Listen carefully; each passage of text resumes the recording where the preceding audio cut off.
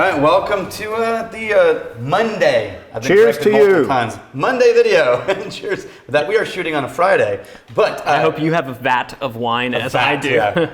Thanks again, Roy. Ryan said he was thirsty, so it's the thing that we're doing now. Okay, so one quick update before we get started answering everybody's questions. We're going to shoot 2 more of these, which means we're only going to take questions for 2 more rounds. So we're going to shoot on the 22nd, which is a Friday, and the 29th, which is a Friday. Those will air respectively on the 18th and the 1st of June. And then we're going to go back to our regular scheduled, we do this once a month, and it's aired on the second Monday of every month. And the next one will be in July. Because coronavirus is done. Oh yeah, we're over that now. We beat it. No, what we're realizing is a Mission accomplished. weekly video is not as sustainable to do for the long term. So it's a short term thing for us. But if you want to get involved in the monthly videos and do this once a month with Roy and I, and whenever we can figure out how to drag Ryan back into it, then you're going to need to join AmericanSmallBusinessInstitute.org. It's a monthly membership of $100, and every month we do this. And the deal is, you need to be really careful because they're going to have to pay for that. Mm-hmm. And the reason is because we got no money coming in right now. That's right. And so the stuff we're doing online, we've been doing this for several years, once a month, and for several weeks now. This has just been for free because you need something to do, and we didn't have enough to do. Yeah, that was what it was. Fixed it. As with creating the American Small Business Institute videos for the ad writers, Fancy Dan and I have been doing one of those every week, and the amount of preparation, it was like 30 plus hours a week just preparing for the freaking videos. You combine that with the Monday Morning Memo, you're working like 60, 70-hour weeks now. Oh yeah, my clients, because I'm familiar enough with them, I can do the work in pretty compressed amounts of time these days. Right. Because I've worked with them so many years. But yeah, I'm working way harder not coming to work than I ever have. Yep. The point is, it's like $100 a month. Mm-hmm. Okay, so like for $100 a month, you have access to this vast archive of years worth of these. Like 8 years worth of these. Yeah, and you also have access to a bunch of other stuff. And it helps keep Wizard Academy people paid, you know. So I'm not paid, Ryan's not paid. Now, the Magical Worlds class... I get paid in vats of wine. The Magical Worlds class, this comes out on Tuesday, and so the following Tuesday and Wednesday, which is, if they're watching this the day it comes out, the tomorrow Magical and the Worlds next day, live stream. That's right. If somebody saw this on Monday... They can still sign up. We'll send them the code Tuesday morning. It's a 2-day class. It won't be the Magical Worlds Communications Workshop. What made me think of that is we're shooting it at Ryan's, because he's set up for live stream in a big way. And so Ryan's letting us use his facilities about 10 miles from here. Yep. And I've seen them, and they're amazing. And so I will teach Magical Worlds for the first time. Yeah. Other than physically on the campus of the Academy. First time ever. And so the bottom line is, the June 1st video, are we going to let the people that have been joyously participating at no charge, are they going to have access to the June 1st video? Yes. All right, but then after that. So July will be the next one that July is the one if you want to see it, you got to pay for it. Yeah, you're going to have to be. Now, it's still an amazing, unbelievable bargain. Mm-hmm. So next week, Ryan won't be with us, but he'll be with us the week after that. There you go. Okay. Yeah. Now, next week, you won't be with us because... It is my wedding anniversary. And so my wife and I are headed off to a beach vacation. Explain for us this photo. Yes, this photo document. So this is Ryan Deiss right here. A lot of changes. 17 years ago at the University of Texas. It was longer than 17 years ago. This actually would have been about 20 years ago. 20 years ago. Yeah. This picture documents the coolest moment in my life, period to date, never to be repeated. Freshman year of college, 1999, and I went to this party. It wasn't necessarily a themed party, as you can see, nobody else was dressed up, but my friends and I decided that we were going to dress up futuristic themed, and I didn't have a costume, so I went, found this amazing full-body blue spandex at a thrift store. I know what you're thinking. Surely you washed it, right? I didn't wash it. I didn't wash it, which is why, again, immune to coronavirus. decisions like that made early in life. But no, I duct taped an M to it, called myself Millennium Man. Duct tape. Duct tape. This is duct tape. It's a duct tape Big M, Millennium Man. I was Millennium Man. Because this was 1999. And I was a futuristic themed superhero, went to the party, and of course, all of the women wanted to take a picture with Millennium Man, as you can see here. What's cool about this picture? Tell us about this girl right here. What's that's cool? got her arm on your shoulder. Had you ever met her before in your life? I had not. What's amazing about this picture is the moment the picture was taken. It literally, this picture documents the moment right before I met my now wife. So this picture was taken. I turned to the left. I said, "Hi, my name is Ryan." She said, "Hi, my name is Emily." And here we are, 4 kids, 17 years of marriage. Yeah. 17 years of marriage. About 20 years. Dated for like 3 years. So this is 20 years ago, a little over 20 years ago. Yep. Dated for 3 years, got married, happily married 17 years. Let's all say happy anniversary to Ryan and Emily. Well done, you. Yes, thank you. I will miss you all. And so this is the moment. Yeah. You never met her in your life. Yep. You turned to her and said, "How you doing?" Exactly. Yeah. Pretty much. Millennium Man, Which I could pull off, attractive. 20 pounds and it worked 20 out, years ago. It worked out for you. 20 years and 20 pounds ago. So, you ready to rock? Bring it on. All right. Boom. Oh, Tom Grimes. That was serious. You Grimes, I know where you live. All right. This one's aimed at Daniel. Brian, too, if he shows, and Roy. He knows stuff, and he owns the microphones. People need people. With the severe limits imposed on people meeting people in person, I love how that's like a title right there. We've turned to virtual visits with online platforms like Zoom, Google Meet, and others. Going forward, it's clear that the traditional third space place gathering places, have shifted to some degree online and into the fourth space place. So first, home. Second space, work, school. Third, gatherings, churches, coffee shops, festivals, parks, playgrounds. Fourth, online. Even as the world starts to open, it's become apparent that the ability to connect to groups with a shared common interest, like on the internet, but don't share the same neighborhood, will be a vital part of how we connect going forward. The Wizards talk about entertainment as a powerful component in advertising, but shared interest is more than just entertainment. It connects at a deeper level. As the Whiskey Vault has shown, we've created the online tribes for Whiskey Vault. Watching Rex Night, it's clear that it's entertainment, but because we're all gathered around a shared interest. That's definitely true. Question 1, what can you teach us about what it takes to create a special environment for a tribe to get together, talk, and interact? And, I'm going to start there? Yeah, that's the question. That's the question. Man, this is a better question for Rex. He goes a little further. Okay. The line is blurring. We're seeing all kinds of engagement become intertwined, social and business. Business is taking more responsibility for what happens to people outside of work. All right, now, back to the question. What can you teach us about what it takes to create this special environment for a tribe to talk, to connect, to interact, and grow? He aimed it at you. You go first. And then Ryan is famously said, one of the very first times we ever met, Ryan owns, or do you still own those online businesses, or do you just sell those? I sold a lot of them. I still own some of them. Okay, so the deal is, at one time Ryan owned an enormous number of very big online businesses. And I said, all right, what's the basic strategy? And he says, identify a tribe, build the tribe, market to the tribe. Mm-hmm. And you remember saying that? Yeah, and still the essence of what we do today in the business we sold. Identify a tribe, gather and develop that tribe, and then market to the tribe. Now, you go first, and then you expand on that. Sure. And I might not even have 2 cents, but I might have 1 cent to throw in at the end. I'm going to stick to what we did with the whiskey as opposed to trying to talk about principles.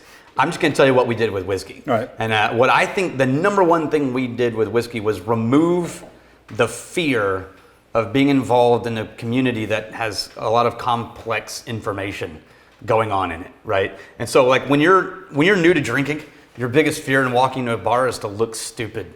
Like order a drink and the bartender knows you're a newbie, right? And so you want to walk into a bar and not look like an idiot. Which only right? everybody in the whiskey space wants to do to people right. who are new. Yeah, definitely not wine guys. Right. So in whiskey, it's the same thing, which is, you start getting interested in whiskey, you think it's cool, you go into an online forum for whiskey and you ask a noob question and they all just destroy you. You idiot, you don't even know, and so there's this huge barrier to entry, and I think the most important thing we did was remove the snobby barrier to entry to getting into whiskey, and then we talked to people like they were human, and we made it a safe place to hang out with noob questions, and then we kicked out anybody who's an asshole. It's the moment we discovered that's it. Fascinating, because I remember Rex was telling me one time that you guys have a moderator who is a volunteer. Is he? We have 3 now. I have 4. Okay. Actually, because our group is over 20,000 people now. Yeah, and so what happens is, and those are like participating. Those are serious. But the number of people online that have viewed these things is many hundreds of thousands. Right. Yeah. So the point is, remember Rex saying it is truly a zero tolerance deal. If you post a snarky comment, you're just out. Yeah. Without warning, without conversation, you're deleted, you're blocked, and you can never log back in. And none of the moderators will reply to you again. And it's like, this is the deal. I mean, like everybody knows this. Do not get snippy, do not take cheap shots, do not be jerks, because it literally is zero tolerance. You just simply disappear and we never acknowledge your existence again. Now, other than that, what I'm hearing is, when you said safe place, is unconditional acceptance unless you start being the thing that we are against. Yep. We're against the snobbery, we're against the condescension, we're against the whole superiority thing. Yeah, but outside of that, if you don't know what you're doing, we don't care. We'll help you. Yeah. And so unconditional acceptance makes it a safe place. And I think that is incredibly attractive to people because they need that reassurance that they're not going to be embarrassed and that people are going to be eager to help them. But I think I think the meta message there, and this is what I would take away from this, is you did identify the tribe, and you identified the tribe as emergent whiskey drinkers. Yeah, not whiskey. And I think that this is important because and that came with it certain values and beliefs, right? So a big part of creating this community is there needs to be culture, right? What is culture?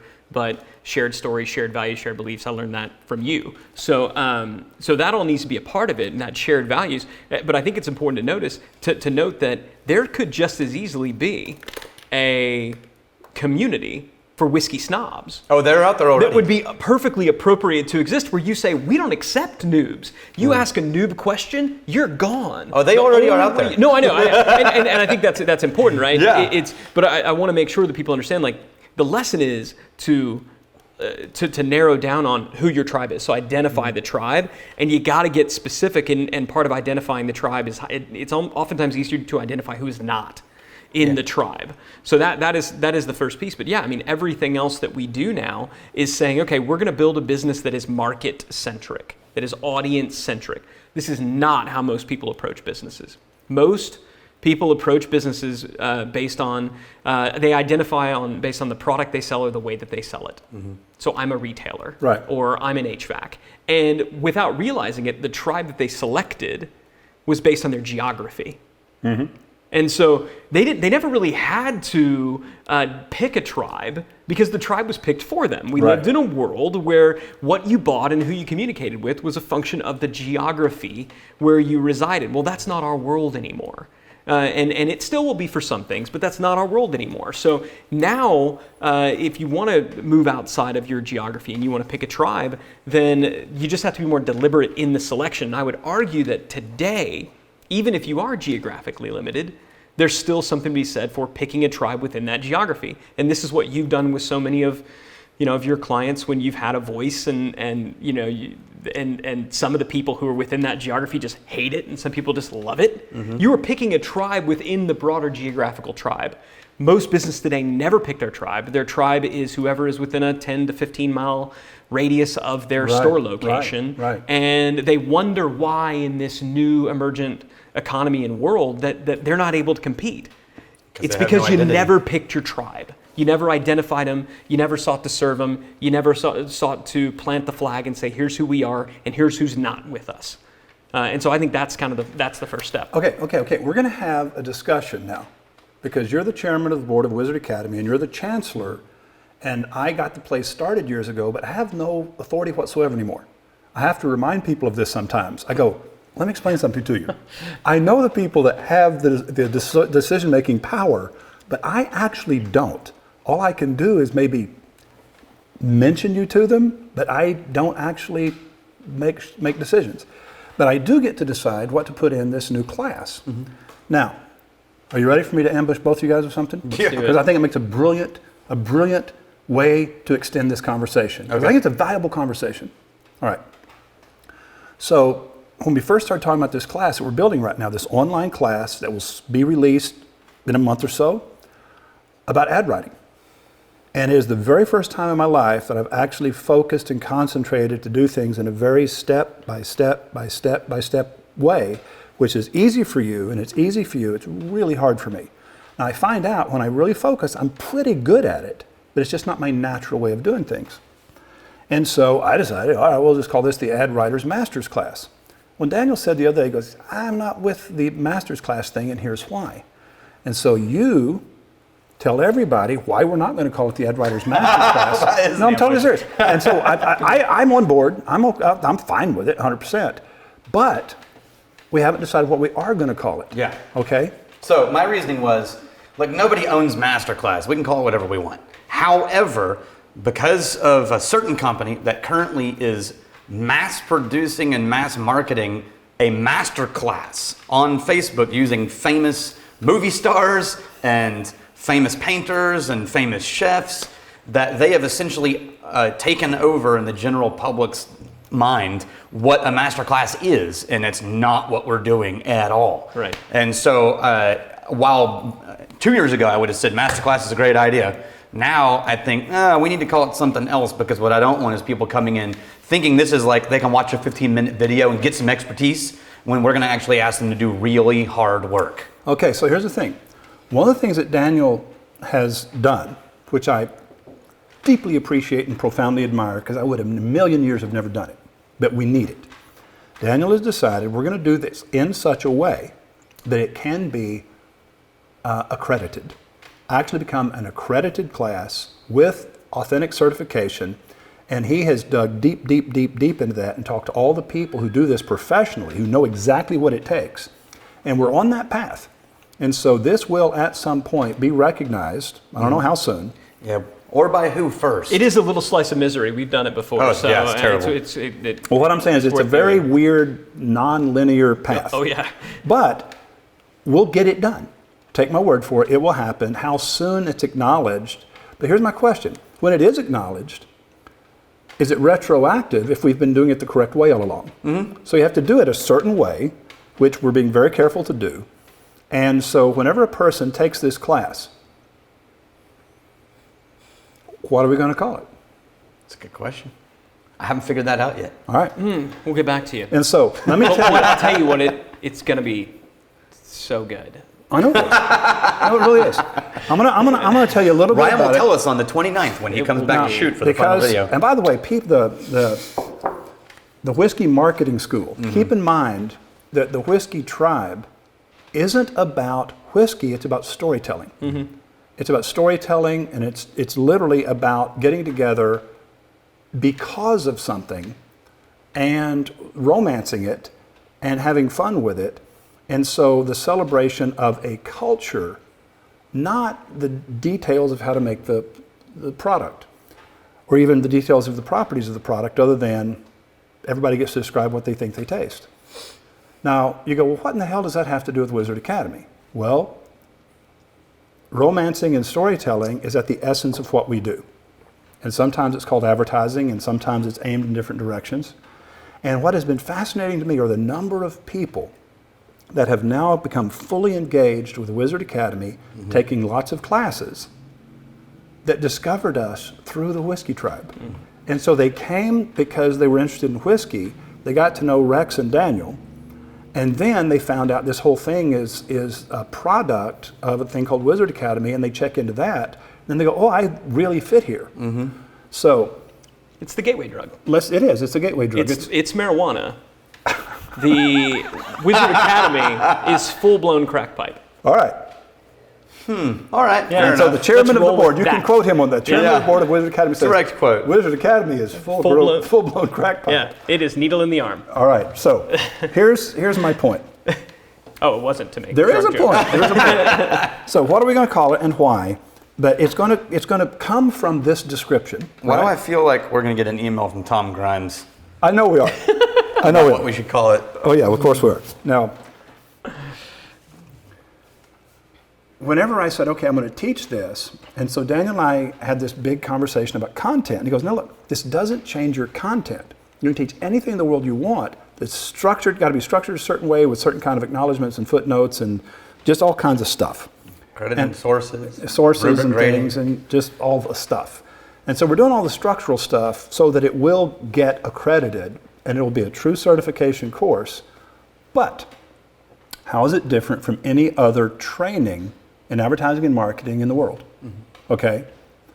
It's because we have very fundamental differences, deep differences with the way that marketing is taught worldwide, and the way that marketing is measured, and the way that marketing is structured, and the underlying assumptions, the fundamental premise, the foundational premise of advertising, I reject, always have, and I win.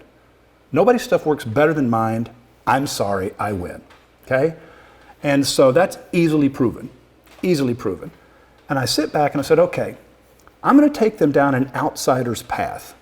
This is truly an outsider's path, but the very first session is called the idea of writing. It doesn't have anything to do with advertising. It has to do with writing as a philosophical, what is writing? And what is the idea of writing? And we go into that. And so people go, well, I'm not learning anything about advertising yet. And then they get session 2. And we make them do some writing. Every session has its homework. And then they have to actually do some writing. They're going to specifically what we're looking for. And it can't be an ad for the business you think you'd like to advertise. Can't be that. It has to be something else. And we tell them what we want. They turn in that and they get the feedback about the writing. And I said to myself, okay, they'll tolerate that for 2 sessions. Session 3, I better deliver a whole bunch of stuff they've never heard before that they think is really useful. And so we go into that, boom, boom, boom, boom, boom, boom, boom, boom, boom, a bunch of just like concentrated stuff. And then we explain, here's where we're headed with this. And then the one that Dan and I did last week is I'm explaining, okay, I'm going to start using a bunch of terms and tell you briefly what they mean to help you understand some ideas, because there is no purely linear step-by-step way without skipping ahead and then looking back, skip ahead and then look back. And so I said, okay, I'm going to teach you some jargon, I'm going to give you the loose idea of what these concepts are, and then you're going to kind of demonstrate your grasp of all these. But like 8 different things I mentioned in that session, there's going to be a whole session on that later. We're going to really do a deep dive into all this stuff, and you're going to get really, really good at it, but at least now you're getting a glimpse of where this is headed. And so if a person has traditional marketing training, they're going to go, this is the craziest stuff I've ever heard. Never heard anything like this in my life. It's weird. And other people are going to go, if they don't have advertising training, they're actually going to assume this is what everybody does. And it's like, no, it's not at all. Because it's very self-consistent. There is a method to everything. I had a conversation 30 minutes ago with a client. It's been a client for about 10 years. And you've heard me talk a lot about Casey Welch, right? Got a job as a marketing director straight out of college. I mean, early 20s. And I was the old man hired to teach her things. Well, what happens is she just produced a TV ad. I wrote the script, she produced it, and added her own stuff to it, her and her team. Breathtaking third gravitating bodies. She hasn't ever been taught about third gravitating bodies. She'll be taking Magical Worlds next week for the first time. And I was laughing this morning when I was talking to her and Jonathan and Dewey, and I said, guys,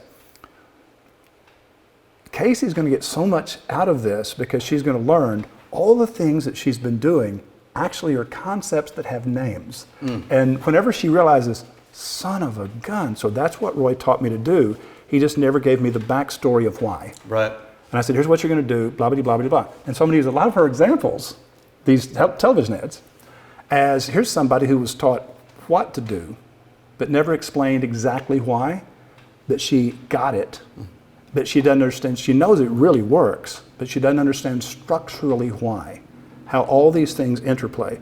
And so that idea of being an outsider's class for a totally contrarian view of marketing. See what I mean? That's actually what it is. And it's very deeply step by step. And it isn't just for marketing professionals, it's for everybody who ever thought that here's a good idea for an ad. Well, you know what? There's plenty of people that did have good ideas for ads. some of those people are going to think, oh no, now that I really understand, that would have been a horrible idea for an ad. Mm-hmm. That would have been a good idea for a really boring, traditional ad that doesn't work. Does that make sense? Yeah. And so I don't know what to call the damn thing, but I agree it shouldn't be the Ad Writer's Master's Class. Right. But I'm very anxious to hear what we're going to call it. Oh, man, so you guys worked that out, all right? It's like coming up with a band name. You guys have worked that out. All right, now, question 2. Mouse Rat. Question 2. How can a business engage a community and not come across as riding the coattails of the cause? Do things that benefit the community instead of you. Yeah, I wouldn't, so I think you got to go into it knowing if that's your intent or not.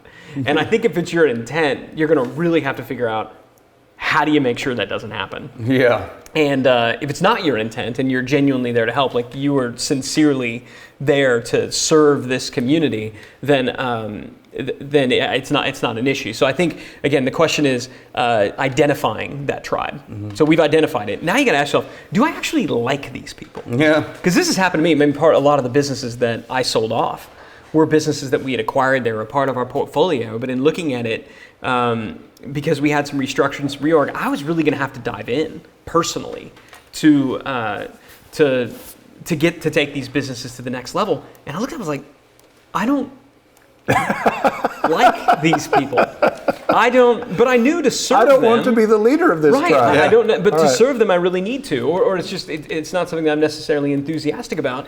And there's no one at the company who is. Right. And so that's important. I don't think you have to like love and be passionate about it and love the audience to market for it effectively. But for the love of God, somebody involved does. Yeah, you have to have a true believer somewhere on the team. Somewhere in the organization does, so they can call out and be like, no, that's not right. And so I think likely this is a non-issue. I think the fact that you're concerned about it tells me that you don't have anything to be concerned about. Now, Dan, I want you to you said something to me one time, and if you don't remember it, I'll remind you of it.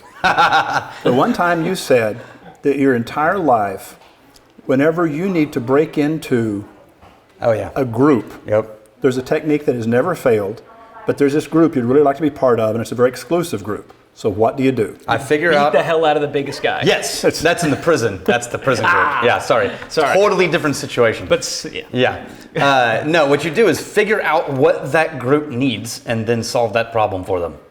It's usually something that nobody wants to do. Yep. Right. They really do the dirty work, but nobody wants to do it. So the unbelievable, tedious, dirty work, you just volunteer. You just step in and you do that, and you give them this solution. And then they go, we like this guy. Yeah. Who are you? They like this person. He brings value. He brings effort. He brings a contribution. Done it over and over and over. He brought an offering to the tribe. Mm-hmm. You know what I mean? Mm-hmm. So some of the things that you've done over the years. This was back when you were a touring musician, right? Can you think of 2 or 3 things that you did over the years? The easiest one is there was a venue that always had artists I always wanted to play with because I knew we would all work together well, and I loved the venue. And so I started going to shows there. I spent about 6 months going to every show I possibly could, buying CDs, going up there and going, man, it was amazing. And that was it. No one even knew I was a musician. And then I got the club, after getting to know the bartenders and the club owner, I got the club to let me take over a Monday night, which was always dead for them, and produce a songwriter's evening where it was just more acoustic and all the people that I wanted to play with. And we would take over from 5 p.m. to 11 p.m. or 10 p.m. And then another band would go on at like 10 or 11. And that whole window, the shittiest gig is 5 because everyone's still getting off work. And so the best one is actually 6 and 7 because everyone's arriving and it's a party now, right? So I would book myself in the 5 o'clock slot every Monday. And inevitably, eventually, musicians started showing up early with their equipment. And then they're like, holy crap, I didn't know you were a musician. Like, you're really good. And then they started coming early to hear my set. And then I did the same thing at 2 other clubs. And then I became known as somebody who, when I called them, they got paid and they played the best spots. Carry the water. I mean, this is the thing that I see, and this is, I don't want to be like the old guy like in my day. One, because I'm just incredibly young, so young. And that's my role. That's my job. Right. You don't need another one of me. We have that. No, but one of the things that I do see more so in the younger generation that's come to work for me is an unwillingness to do just that. And I think that is the biggest that is the opportunity to break into tribes. That is the opportunity to. It's funny, by taking a lower status position, you actually increase your status. One of your longtime clients, whose youngest son I think works for me, clearly was taught that by his dad, because he came in. I will do the lowliest work. I will do this, and what happened instantly? It's like, love this kid. This kid is great. So everybody else wants to walk up and they're like, hey, what can I do for you? How can I help you? And they want to do some elevated kind of thing. And people used to approach me until word spread that it's not a good thing to do. Yeah. People used to come up and says, hey, I've got a good idea for a mutually beneficial whatever. And you know what that means? There's something I want from you. Yeah, there's something I want from you. And I'm going... And I'm going to keep half of the benefit. And I'm going, yeah, we're not doing that. And so that usually turned out so badly for those people that word spread. Never go to Roy as a stranger and say, I've got a mutually beneficial idea. Yeah. It's like, hey, if I wanted to sell multi-level, I'd already be doing it. So no, we're not doing a mutually beneficial thing. This wonderful idea, this opportunity for me that you have brought me. No, we're not doing that. So. Love the ASB videos you guys are doing. Here's one for consideration. I'd love to know what you guys think about some free advice I gave to an owner of Marble Falls. A shop owner. Oh, if he gave free advice. Of course Craig Andrews gave free advice. Craig.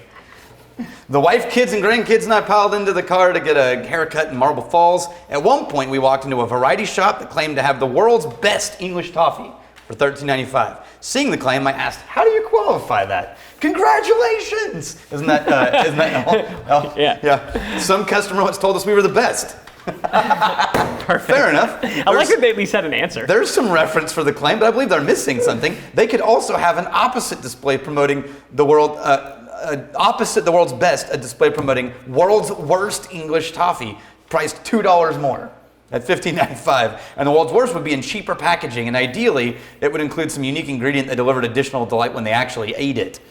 What do you think? Well, it assumes that they can make it better than it already is. Yeah. See, if they can make it better than it already is, then why would they not be doing that? They'd be doing that. Yeah. And so the point is, what do you think? And what do you think? I think it's trying really hard to be clever. All right, what do you think, Ryan? Yeah, I think it'd be better because you're not, nobody believes it, it's ad speak. In terms of we're the world's best at a shop in Marble Falls, I think if you're going to do it, tell the whole story, right? World's best English toffee, and then it's just some dude named Jim from we forgot where, right? Now you've got something. It's like, and then but we actually think it's pretty amazing and think you will too. Try it. Have you seen? You driven to Johnson City? There's that diner. I can't remember what it's called. But it's a generic kind of diner, and it says pies something other, and then on the top in big letters it says nearly 24 sold. And I've always thought that was the best ad ever. My initial response when I saw World's Best, I was like, ugh, but when it was like some customer told us we were the best, like I was like, oh, that's actually kind of funny. Yeah, that needs to be the whole story. So don't double down on the opposite. Tell the real story. Yeah, and what happens is you make the unsubstantiated claim. And then you say, and here's how we know this is true, because some dude named Jim in May of 1989 said, this is the world's best. Who incidentally, we're fairly certain has never been to London. Right, exactly. I did reviews on my own music website one time that said, world's best songwriter, and then underneath it said Daniel's mom. And then underneath that it was like, he could stand to improve a little, Daniel's dad. The very first time I ever saw this idea was before either of you was born. For real. Okay. I thought we just came up with this idea as recently as just now. No, we invented it. I didn't say I invented it. I'm saying the first time I saw it. And what we're talking about right now, it never fails to work, is if you ever do something, it's beyond vulnerable. What's it called? This is something that Tom Grimes is really good at. Self-deprecation? Deprecation, thank you. Self-deprecating. If you're really, really elegant at self-deprecation, and it doesn't sound like a pity party, but it's funny, self-deprecation, it always works. And so you can find this video on YouTube. And right now it looks ancient and badly done. But in its day, it was awesome. We're talking almost 50 years ago. It's called Bambi Meets Godzilla. It's a film short. It's a film short. Yeah, exactly. You've seen it. Oh, no, I haven't. That's exactly what it would be. Listen, here's what it is, and here's why it's funny. because they're playing this. They're playing this beautiful music. Exactly. They're playing this kind of music. Have you seen it? No. That's it. And so what you're doing is watching this little. It's a little cartoon. It's a pencil drawing. We just figured out mine and Ryan's shared humor. I would high five you if we And wouldn't so both what die happens for it. is, I know. They have this little deer, and it's eating the grass, has these big eyes, it's looking around, it's beautiful, it's just so cute. And then, Bambi meets Godzilla, and then it's just, you're watching this for like 30 or 40 seconds, and all of a sudden this foot comes down from the top and squashes it. And so there's this little deer, and he's dead, and, and then it says the end. And then that's not the funny part. That's not the funny part. They start rolling the screen credits. So the screen credits are longer than the show. That's so Monty Python. And what's funnier The than that llamas, is, third llama. No, what's funnier than that is, it's only one guy. And so it Every says time. screenwriter, it's like, B.C. Johnson. And then it says, video by Brian C. Johnson. And then it says, so pretty soon, the number of ways he can describe his name, and so key grip, and all of these roles, it's this huge tip. And so the name just keeps popping up. And he's working so hard to disguise that there is no one else involved other than him. J-Dog. And so he's changing the font, and he's having it come across the screen in certain ways. And he works really hard. He gives you the appearance that he's working really hard to make it sound like there's this huge number of people, and it was just one dude, right? Yeah. And so the real funny part is, ha ha ha, sight gag, Bambi gets smashed, the end. But it's actually the credits that are so incredibly self-deprecating and hysterically funny, which is exactly what you're saying we should do. Yeah. I had the same thought.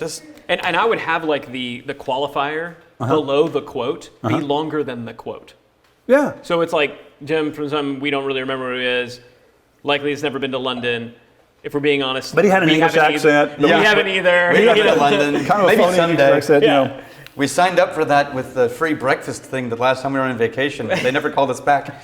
He sounded like a little bit English, but it might have just been Canadian or Australian. We don't know. We can't tell the difference. Exactly. They all sound the same. What do we know? We're not from there either. Rod Schwartz, I'd like to get your thoughts on a new advertising campaign we started to implement for a local supermarket client, Dismore's IGA, Pullman's original hometown supermarket.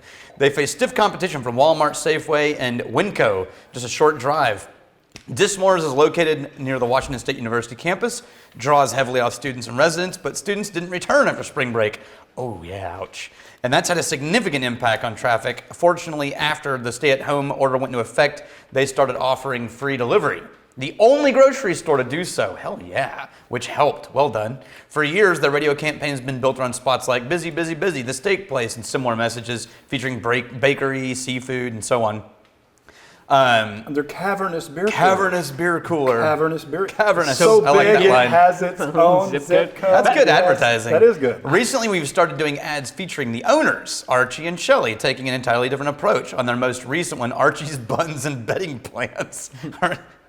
Why do I like that already? We've been mixing the Archie and Shelley spots in rotation with those, but I'm wondering whether we should have them do all the ads moving forward, doubling down on hometown, since all of their competitors are corporate.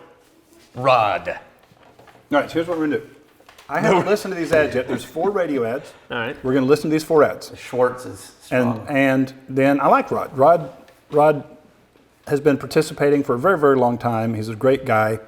And I haven't heard these ads. I would like to point out that Rod did not ask me for my opinion. So, sorry, Rod. That's true. Why don't you just sit back and sip on your jug o' wine?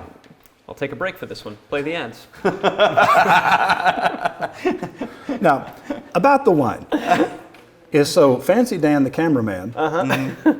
Fancy Dan the cameraman. Yeah. I said, there's me and Ryan, because you always drink Guinness. He Or never something. drinks it like in a beer glass. No. Because then people would know he's drinking beer. Right. So he always drinks it in some other, like a coffee cup or something, so you won't know he's drinking Guinness. Why would you give me away like that? Yeah.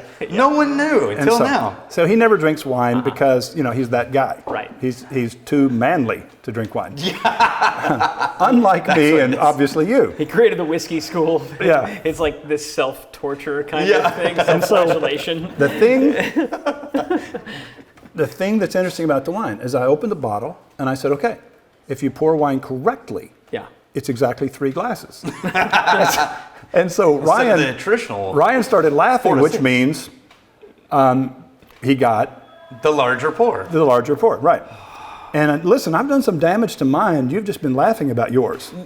I've drank No. Here's the thing. As the video He's will done the show, equal damage. Yeah. It was like just doesn't look like it because the pour. All right. here. Now, you ready to hear these ads? Yeah, sure. Bring it on. Busy. There's so much to do. Good thing Dismores is there for you. There's groceries to buy and bills to pay, letters to mail. And it's Billy's birthday. He loves devil's food, but there's no time to bake. We'll pick up the phone and order his cake. Dismores bakers will make it from scratch with fillings and frosting and icing to match. Find a birthday card and party favors and ice cream in all his favorite flavors. With so little time and so much to do, good thing Dismores is there for you. With all your groceries, dairy, and meats, tons of fresh produce and bakery treats. Pay bills, buy stamps, mail a package or letter at Dismore's branch post office. What could be better? You make one less trip, you save gas, time, and money. Well, you can even buy flowers to give to your honey. Yes, you'll start feeling better the moment you enter your Dismore's IGA Community Center. Open 24 hours a day, 7 days a week for your convenience. Dismore's IGA,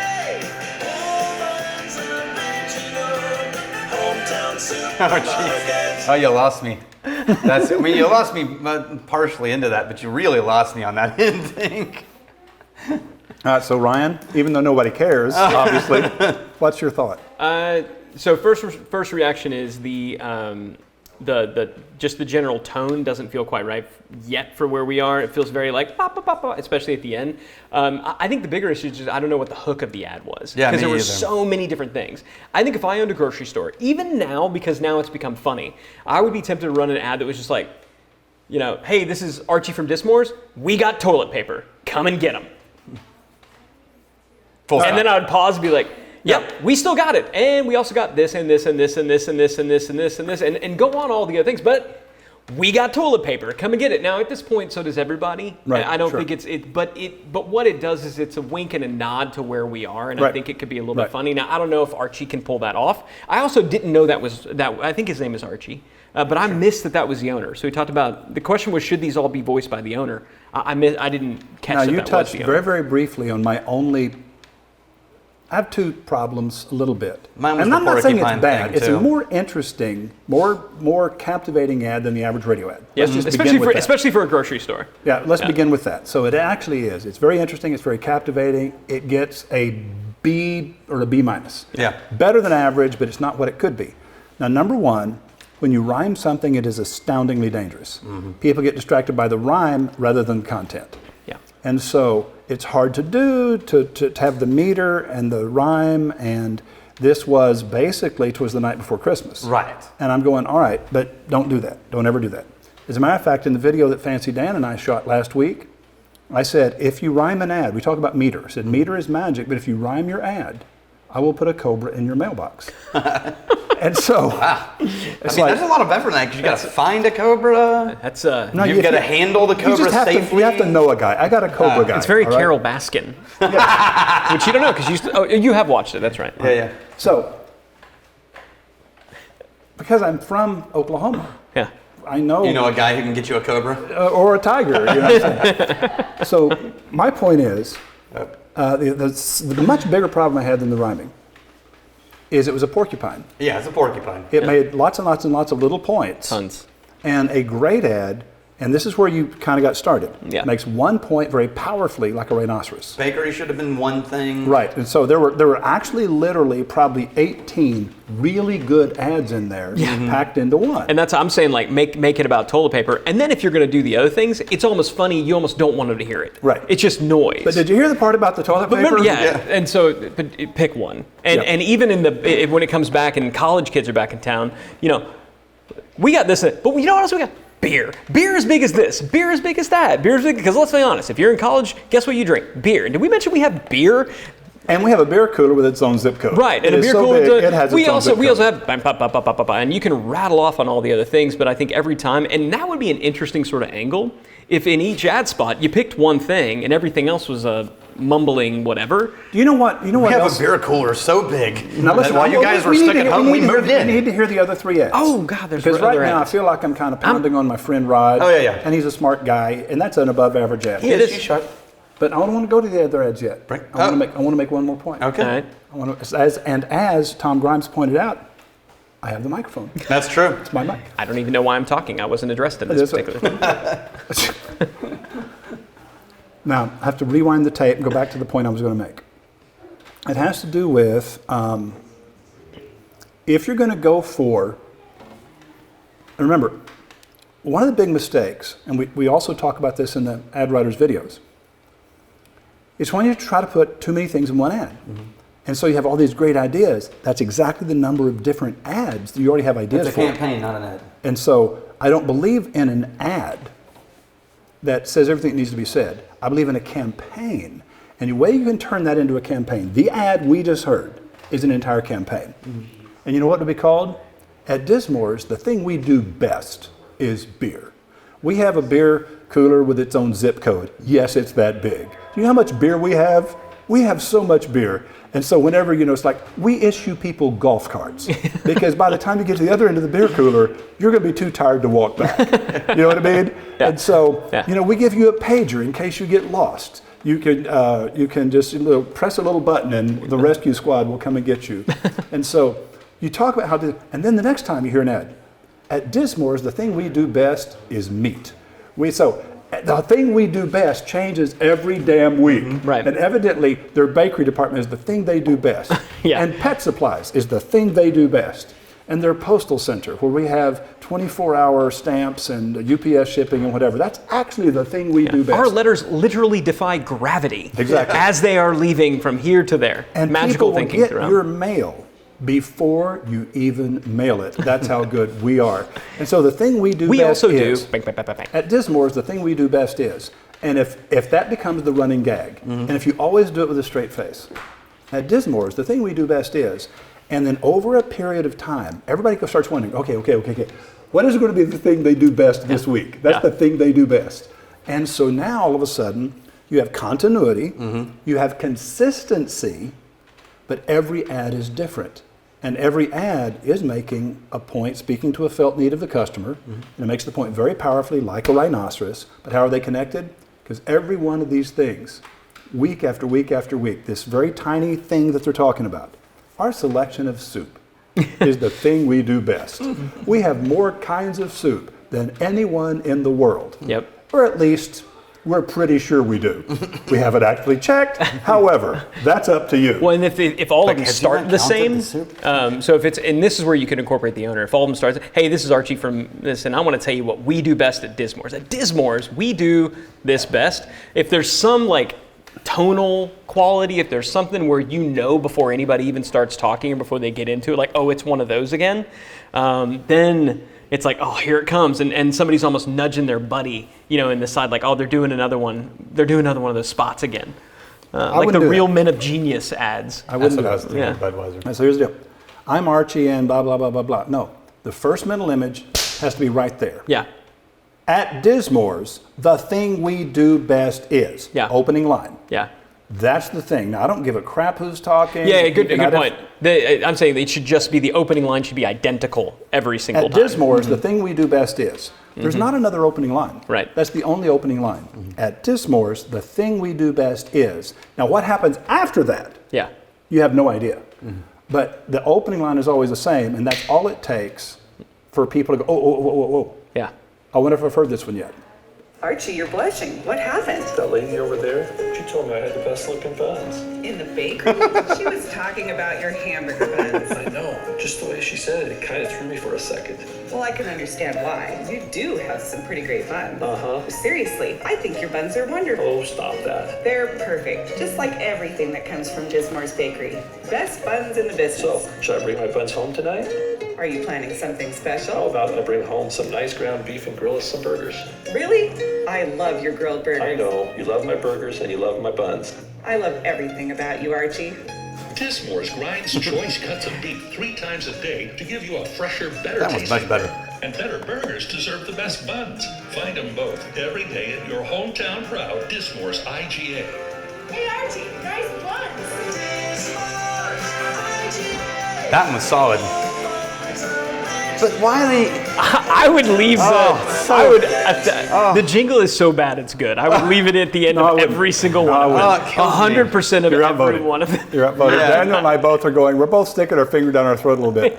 Here's the deal. It's so good. If you want to keep the jingle, it's my favorite thing ever. If the jingle is deeply entrenched, Yeah. you need to have a bunch of amateur singers start singing the jingle. Yeah. At Dismore's. And so what I'm saying is, it becomes funny if it's a cappella.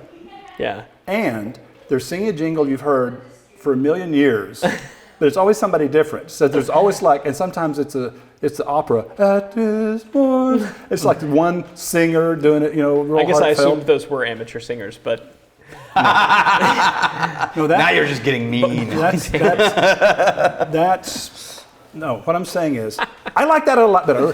Set the jingle aside. Yeah. Set the jingle aside. I like that ad much better and by the way, in case people don't believe we haven't actually heard these, we sat down at this table and I said there are 6 ads that are supposed to be inserted, and I downloaded the 6 ads and I moved them over and inserted them into the PowerPoint. Never listened to them. then we click play. I never clicked play, I just inserted them into the slide. So all of us are hearing these for the very first time. Now what we just said before we heard this ad was the first ad made too many points. I like that a whole lot better. Me too. Because it makes one point. great. It's a very narrow, very tight little point. And I think they're great. Easy. Think about it. Yeah. Buns. There we All go. right. You are the champion of charcoal, the prince of propane, wizard of wood smoke, tamer of the flame, and the greatest expression of your formidable skill is the perfect steak, sizzling hot off the grill. So what kind of steak is on your mind today? T-bone, sirloin, ribeye, filet. How thick do you like it? Cut 1 inch or 2. At Dismore's, they'll cut any steak just for you. Tell them how you want it. They'll cut it precisely. No extra charge, and they'll wrap it up nicely. Because Pete the Butcher and his meat-cutting crew enjoy a good steak just as much as you do. So if steak's on the menu, let's cut to the chase. Dismore's IGA in Poland is the steak place. Yes! Yes! It's so good! Take home the perfect steak to It's put so on good. your grill this weekend. Stop by the meat Oh, department. they're still going though. The ad should have been over. No, there was 2 ads there. Yeah. There was a really good ad. See, the Clint Eastwood movie, High Plains Drifter, for a few dollars more, a fistful of dollars. We like steak just like Early you do. Clint Eastwood, Stop. that music in the background makes it work. I was able to forgive the rhyming that time for a while. It wasn't but then as abundant, but It caught then up to kinda me kept going. about 3/4 the way through. I was like, oh. we're kind of done with this. Yeah. It's like I knew they're going to say nicely. But as an 'cause- ad, it's Yeah, same. focused. It's in context. They still seem like 3 different Till the jingle. campaigns completely. No, the first ad was too many things. Just lose that one. Yep. Okay. Now the second one was way better. But there's an ad before they get to the jingle. Then the jingle is a whole separate ad. In other words, it's kind of like, okay, there's 2 ads here. There's this one that's very contemporary and kind of clever, and then there's this incredibly retro, very old school cheese ass jingle. Which is the best part. It's, you know why? Because you're such a child. You're so young that you're not yet sick of bad jingles. All right. No, it is. Let's be clear. It's terrible. All right. So here's the point. So we're not going to comment on the jingle in this third one.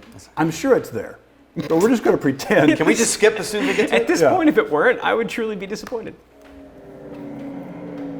Shelley, really? Another truckload of bedding plants? Oh, come on, Archie. You know they've been flying off the shelves. I know. Just giving you a bad time. They're my babies. Well, they look pretty healthy. Of course they're healthy. Bedding plants from Dismore's are always healthy. Healthy and strong. That's why they always do so well in our garden. Oh, so that's why our snapdragons are snappier. And our pansies are prettier. Our lobelia is lusher. And our petunias are perkier. And our alyssum. Is adorable just like you. Wait till you see our veggie starts. The tales they could tell. Oops, gotta go. Time to water my babies. Say hi from me. Dismore's brings you the best bedding plants money can buy. Locally sourced, raised from seed in our area, and acclimatized to thrive in local gardens. Start your garden with a visit to Dismore's Garden Center right in front of the store. 2, 1.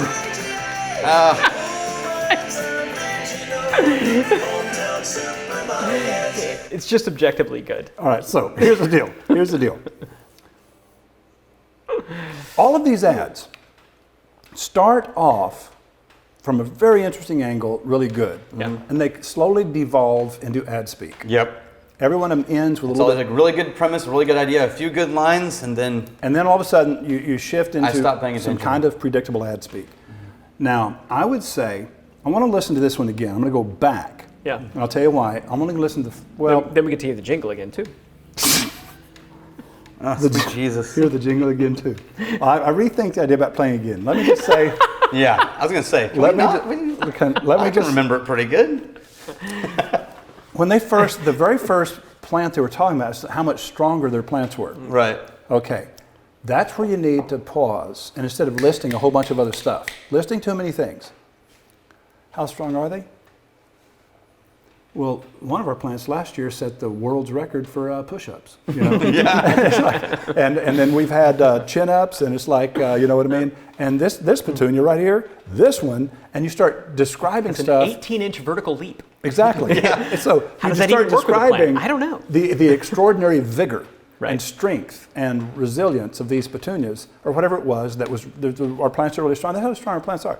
And, you know, a team of our plants is actually favored in the 2024 Olympics for the bobsled race or whatever.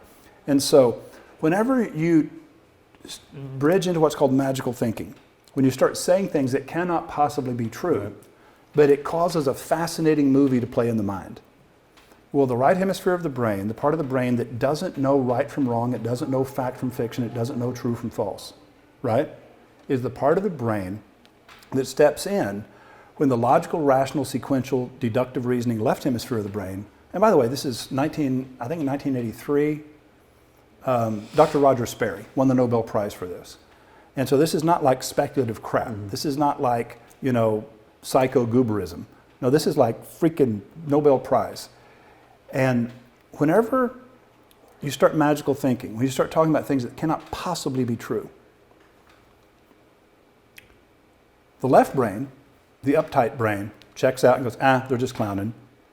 And then the part of the brain that listens after that actually will internalize how strong those plants are. Those are some strong plants. Because it doesn't have a filter to separate. So if you The exaggerate... same part that makes you cry at a sad movie. Yes. Here's the deal. If you exaggerate, you'll get caught by the left brain. Go, that's an exaggeration. They're lying. I don't believe it. You know, world's best toffee. Yep. It was the logical brain goes, world's best toffee. I'm not buying it. In Marble Falls, Texas. No. Another Craig, because he asked, says who? Exactly. So what's interesting is the says who, and you say, well, here's who said it, and here's the day they said it, and here's why we think they're qualified. And so that becomes awesome. But that's not the direction that Craig was going to go. But even though the information was there, like I said it one time a long time ago, that's the thing to pounce on. Likewise, is now you're clowning.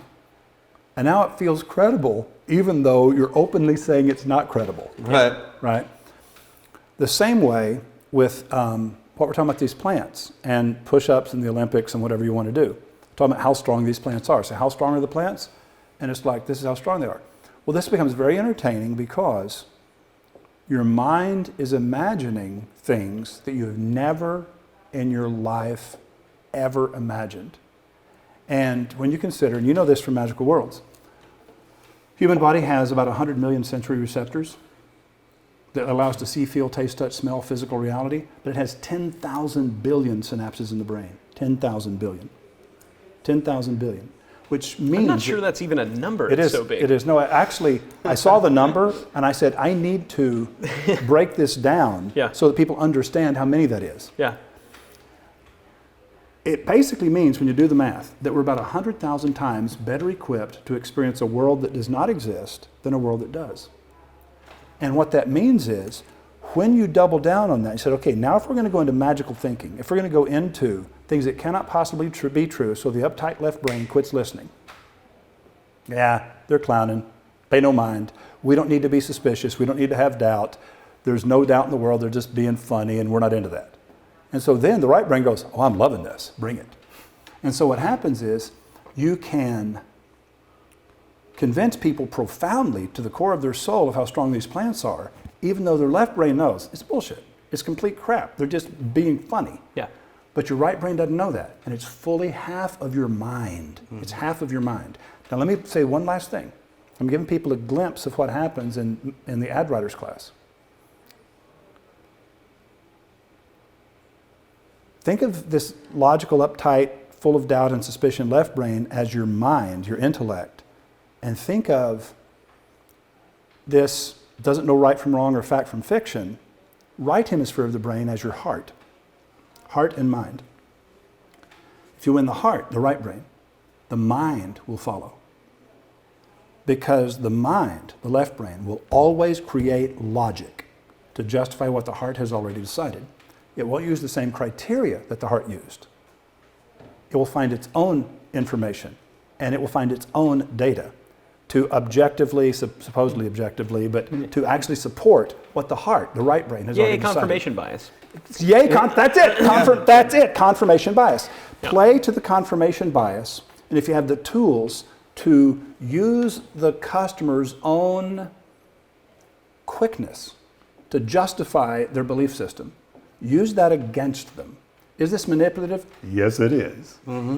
And so I don't apologize for that, because all persuasion is manipulation. And if you can't get past that, do not sign up for this class. Or a pottery class. Well done. Well done. All right. Oh, attaches proof of the Mighty Pet gift. Please pass this on so I won't put a cobra in my mailbox. I think we need to work on the pet characters.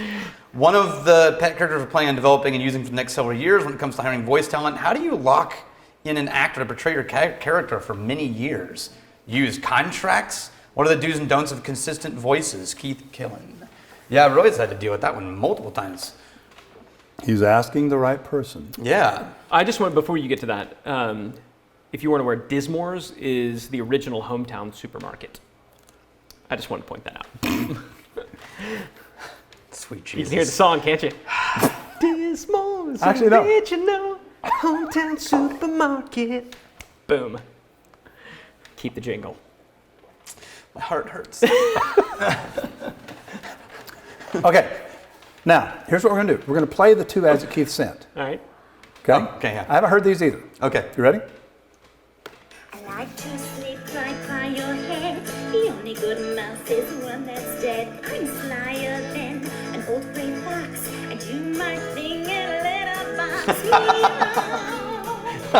I'm your cat.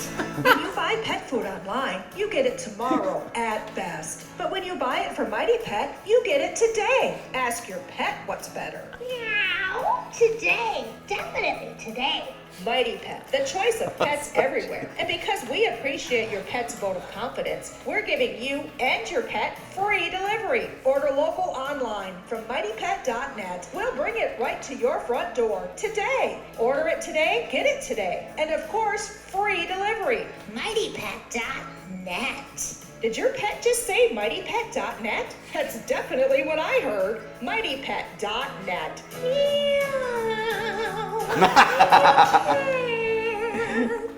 Okay. And so, I had no idea this was going to rhyme. Yeah. Now listen, I'm not happy with the rhyme, and then when she said, "Do my thing in a little box," and I'm going, "Oh no, this is good." I instantly forgave.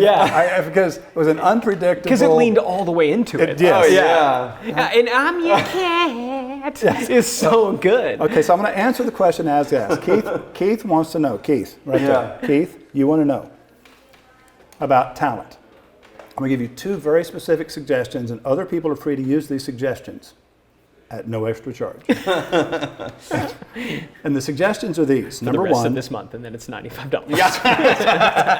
It's not 95, it's 100. 100, So after Sorry. June 1st, you're paying. 5% discount. So here's the thing. The cat's voice, I like the actor's fine, except easily confused with a human being. Now, the way that you do this, okay, and I've done this a million times. Anybody that has, whatever Dave Nevlin uses, is it Pro Tools? Mm-hmm. Dave Nevlin's been with me 19 years producing the audio. And I know he has software. And I know it's really easy to pitch a voice so you get a a tonal quality that no human can make. Right. Well, now all of a sudden, for cartoon characters, imaginary Slightly characters, sped up, slightly slowed down. and what it comes down to, well, not even sped up and slowed down, but literally pitched. Yeah. And so you get Alvin and the Chipmunks type voices. Right. And so one time we did a deal with diamonds, and you knew which the one with the little diamonds because there's funny little squeaky voices that no human could make. Now you have a human do it, and then you pitch it, and so then the big diamonds had these unbelievable Fat Alfred. Remember Fat Alfred from the Bill Cosby days? Yeah. Hey, it's Fat Alfred. Albert. Yeah. It's like Fat Albert. Thank you. Fat Yeah. Albert. I had that vinyl record. I listened to it a lot. You're kidding. Yeah. And so that really deep, way even below James Earl Jones, that really, it's Fat Albert. When you do it so that no human can make this voice, so that was obviously a really big diamond, big diamond. And so these diamonds have this little conversation. You do the exact same thing with your animals, except it's a digital thing, it takes some software. The actors you choose to do this are freaking interchangeable whenever you pitch control the voices, because you can make pretty much any voice sound like the character. Now, I'm going to go ahead and answer the question as asked. When you are going to put somebody on camera, or you're going to make them famous on your nickel, and you don't want to make sure they don't go to work for a competitor, okay? Well, I'm not a lawyer, and I'm not practicing law without a license. Yeah, that's but I'll right. tell you what I think I know. This is just us talking, and there's a camera here. Yeah, That's right. Wait, What, what? what in your non-legal opinion would you do, Ryan? Okay. People in America, and probably in Canada by extension, he's not in Canada, he's in Michigan. They have the right to cheat you, lie to you, screw you, and steal basically your Canada. stuff. They have that right. And so you cannot restrict them with any kind of an agreement from being able to cheat you, betray you, and do you dirty unless you pay for that right. You can buy that right from them. Now, for that to be enforceable, it cannot be a condition of employment. It has to be something that they're paid extra for after they've been hired. It cannot be a condition of employment. They have the right to refuse the additional money. But what I've experienced is, if you offer them the additional money after you've used them to record a couple ads, they go, well, I would never do that anyway. And you go, yeah, but it makes it better. Let me pay you an additional $25 every time you make an ad for this. Now what happens is, it cannot be a condition of employment. There must be additional compensation. Has to be additional compensation. Cannot be a condition of employment. The third thing is, there has to be a limited term. In other words, it can't be worldwide forever. Yeah, till you die. And you can say, okay, you cannot do it in this trade area for 5 years. Right. Or, in this business category for, I've heard it, different opinions. Some people have been able to stretch this to as long as 7 years. But 3-4 years, slam dunk, is a reasonable thing. Now, the one thing a person cannot sell you is their right to make a living. They cannot sell you their right to make a living. So it has to be, your limitation has to be in such a way that they can take everything you gave them somewhere else and continue doing it. They're only selling you a limited time and a limited space. But they still have the right to take your stuff and go somewhere else and do it somewhere else. And so usually what you get when you do it this way cannot be a condition of employment. Number 2, there must be additional compensation, doesn't matter how much. Number 3, it has to have a limited term. Now the limited term can start from the day of their last non-compete or non-solicitation payment. So you pay them the extra $8 or whatever for each ad as a separate agreement. It's a separate line item. And then whenever they finally say, I'm out of here, I'm so famous, I'm the campaign, and they don't recognize, no, it's the writer, it's all these other people. And the truth is, you can replace them that fast with somebody that sounds just like them. Right. And so don't worry about it. Pick somebody with a mid-range. If you are worried about it, do what I said. But I'm telling you, you don't need to worry about it, because if they're not going to be on camera, you can replace this person with somebody that sounds just like them. Especially, I'm your cat. It's an invented thing. Can we just say that was a really good ad? I like the ad. I thought it was a really good I ad. like the ad. I thought it was a really good ad. Like the ad. Pitch the voices to beyond what a human can do on their own, and it works really, really well. You want to hear the last one? Let's hear it. I'm excited to hear it. I'm bummed there's no jingle. Oh, sweet Jesus. Could you just like smack him in the head over there? Nah, he'd kill us both. And you get coronavirus. When you buy pet food online, you get it tomorrow, at best. But when you buy from Mighty Pet, you get it today. Ask your pet what's better. Today? Definitely today. Food is always better when you get it today. There you have So it. ridiculous. Mighty Pet, the choice of pets everywhere. And because we appreciate your pet's vote of confidence, we're giving you and your pet free delivery. Order it today, get it today. Ask your pet what he or she thinks about that. Order online from mightypet.net and we'll bring it right to your front door today. Order local online and of course free delivery today. MightyPet.net? Did your pet just say mightypet.net? Because that's definitely what I heard. mightypet.net.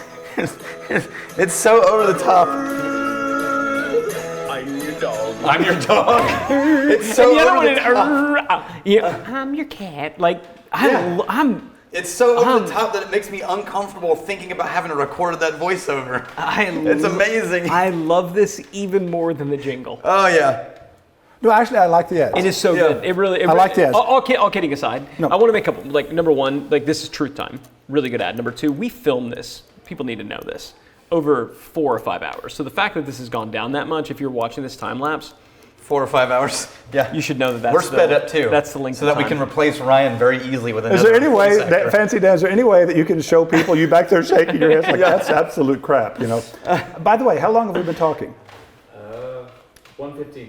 We're an hour and 15 Hour and minutes into this. 15, We better yeah. wrap this crap up. Yeah, we need to wrap it up. Too much clowning around, true. too many long stories. Fair enough. All right.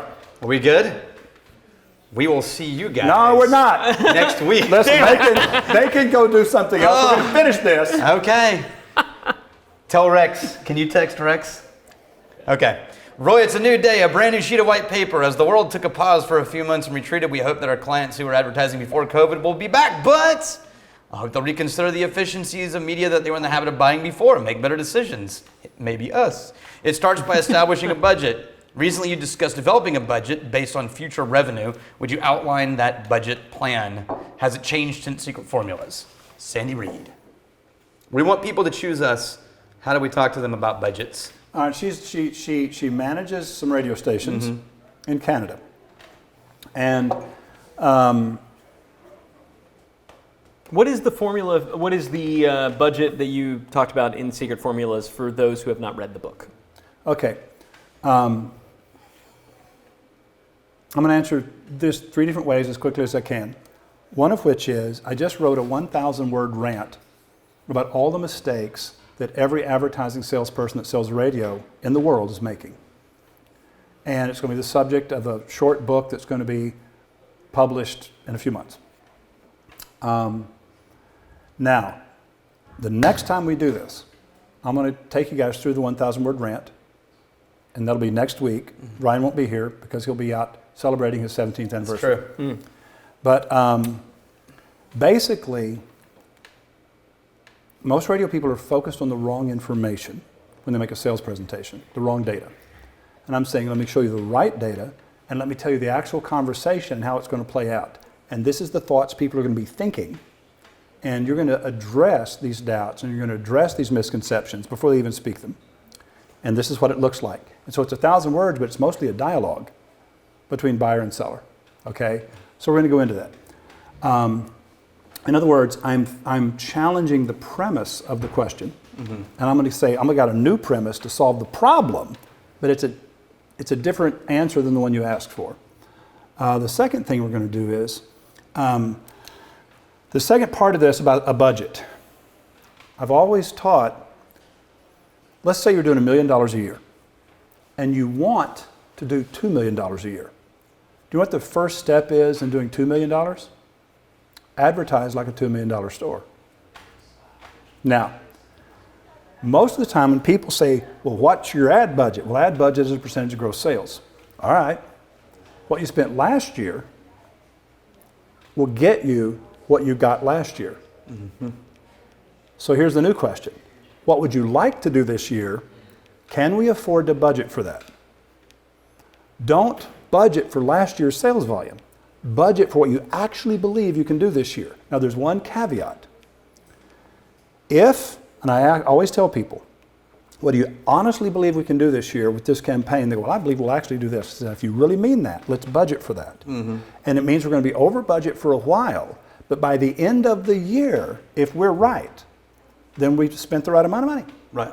I said, now, that is the right thing to do if, one condition, if we spend this extra money and we do last year's sales volume. Yeah, can you survive it? Can you survive it? Have we bankrupted you, or have we merely irritated you and disappointed you? Yeah. Because if you can survive it, then you have a decision to make. Do you want to advertise for the volume you want to do, or do you want to advertise based on the volume you did last year? And so that idea is a philosophical idea. Now, how to calculate the ad budget when you're looking at, and we'll have to save this for next time, but there actually is a formula, and no, it hasn't changed since Secret Formulas. Yeah. It's in Secret Formulas, the Wizard of Ads, hasn't changed, and that's still the formula. But that's the tedious mechanical part of it, the part that causes the client to go ahead and budget for the volume he wants to do. That's a simple philosophical conversation, okay?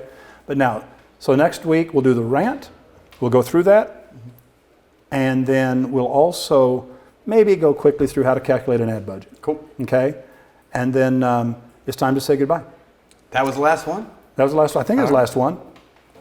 Dang it. This is like the movie that there's the credits and then there's the other part after the credits. Yeah. Read fast, read fast. Roy, never waste a good crisis. More of our advertisers are putting their entire marketing strategy up on a hoist. What would be your recommendation to convince these advertisers to devote more marketing dollars to radio versus everyone else? How do we get people to buy radio instead of the other crap? Same rant we're going to do next week. All right. And Kevin, 0 cases in their market of 300,000 people. Wow. So they've been meeting with clients using Zoom. Based on the current infection stats, they're opening up retail, but with guidelines. They're now making face-to-face calls with people who are fine with it. They're doing the distancing and mask and gloves. I feel like people are getting over Zoom calls, only extroverts. Boy, that is a... Yeah. Do you have an opinion on the effectiveness of face-to-face versus Zoom? I would say that's a personality discussion. What do you think?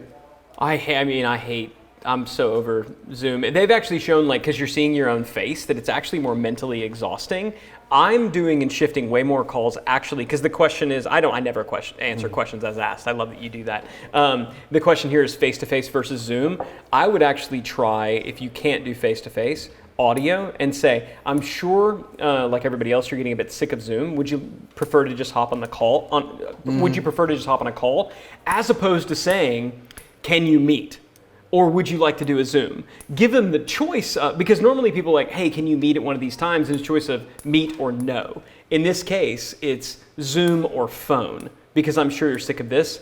And somebody did that to me the other day, somebody who I never would have taken a called meeting from, but they said, I don't know about you, but I'm sick of Zoom. What if we just talked on the phone? And I was like, God, yes. That sounds relieving. That was before it sounded like a drain. Exactly. Yeah. And so I think audio, there's also something to that. You don't even have to worry about what you're wearing above the waist. I think that's a good answer. Yep, me too. So I also agree with what Daniel said. Don't assume because you're tired of Zoom that everyone's tired of Zoom. I actually am okay with Zoom because Daniel and I are both actually very deeply introverted.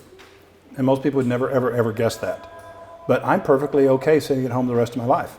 Oh, I totally agree. If it's the choice between, do you want to meet face-to-face or Zoom? Zoom is fine.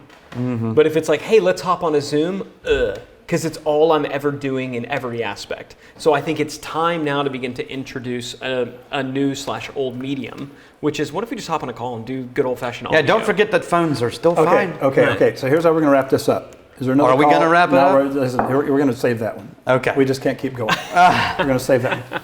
But although the other one addressed me, and I won't be here. Did it? Okay, then we'll do it. Oh, sweet Jesus. Joking. It's his fault. Really? His fault. This is like the longest one so far. Okay. Which is saying something. Yeah. So he's working on creative for a family-owned grocery store. Lots of generations and shit. Population's small. He's hitting a creative wall. He's got this is a new customer. He's developing their strategy. Difficult part is it's about 20 miles outside of Green Bay, and Green Bay has all the big players. Taking a 20-minute drive is not that big of a deal. Because of the current issue, he's seen massive growth. And he says, if you want them to disappear, you need to fight them through a strong marketing. If you don't want it to disappear, market.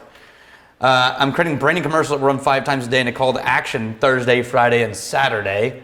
Obviously, they can't beat price point or product variety. They've been in the community since 1963 and existed for 70 years. They have a large store, so they have variety. 2 certified butchers, meat department, sausages and wieners, award-winning everything else. Using the character diamond, he came up with hyperlocal in the community for 55 years. Wait. Kind of seems like the same customer service. Okay, so I'm just going to go with customer service as a second one. So we're local, high customer service, and then a variety of products. Certified butchers, there's no conflict in here. And their small town grocery store, no, you're trying to play your weakness as your strength first and then play it as a weakness second. I'm sorry. I'm judging it before I stopped reading the question. It's a character circle. At Super Runs, you won't find the lowest priced products, and we might not have freshly squeezed olive oil, but we got your neighbors stocking the shelf. And when you ask what aisle the pickles are in, you get someone who smiles. Super Runs also offers a meat department with certified butchers. In the meat section, pick up, you lost me. Deli for fresh salads. Super Runs is Pulaski in your hometown 70 years. What would you do? Sean. Okay. Sean, the right thing to do is, and by the way, because you're bringing up character diamonds, and we've never really talked about that, character diamonds is an intersection graph, and the characteristics have to be conflicted. They have to be contradictory, vertical and horizontal. Now, nobody knows what that means unless they've taken that class. That wasn't only a character diamond, it was a character circle, as Ryan laughingly pointed out, is there is no conflict there. Now, the only thing that you've really got here, we're back to the same thing of buy local. This is a place 20 miles outside of Green Bay, and Green Bay is kind of the middle of nowhere. Right. And so this is a place 20 miles from the middle of nowhere. Right. And so Pulaski. Buy here, your money stays here. And so what happens is, I'm betting that Super Runs is kind of a big deal in Pulaski. And if you don't want to drive 20 miles, Super Runs is your best bet, right? And so instead of trying to get people to drive from Green Bay to Pulaski to buy their crap, let's just keep Pulaski in Pulaski. And so the whole campaign realistically should be, hey, if you live in Pulaski, you're lucky. Yeah. Because you've got Super Runs. And so you can make people in Pulaski proud of Super Runs, and you can tell people in Green Bay, oh, you can shop there too, but you're going to have to drive over 20 miles. Yeah. It's worth it, but you probably won't do it, because that's just one more reason why you're screwed if you don't live in Pulaski. Because Pulaski is the happening place. Why? Because we have Super Runs. And so if you celebrate that Super Runs is just the coolest thing in the world in Pulaski, and maybe you think you have something like this back where you live, but until you've been to Super Runs, you won't know for sure. And so when you are David versus Goliath, and you celebrate the fact that, hey, you know, we're the hottest thing in Pulaski. Yeah. You know what I mean? Yeah. We're the hottest thing in Pulaski, and we do things here in Pulaski that you wouldn't expect for a town the size of Pulaski. And so I would go that direction.